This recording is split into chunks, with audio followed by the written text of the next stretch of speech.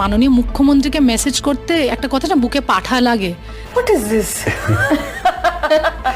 দেবের প্রেমিকা রুক্মিণী নাকি বাংলার উর্বশী রাউটেলা, নিজের ঢাক নিজেই পেটান, নিজেকে নিজেই সুপারস্টার দাবি করেন। হ্যাঁ ভিউয়ার্স, এবার রুক্মিণীকে খোঁচা মারলেন মিস দত্ত।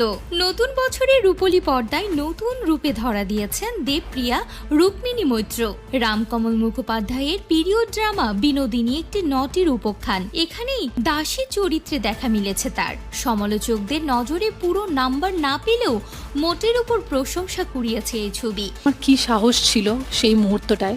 বিনোদিনীর প্রচারে কোনো খামতি রাখেনি রুক্মিণী, পাশে পেয়েছেন দেবকেও।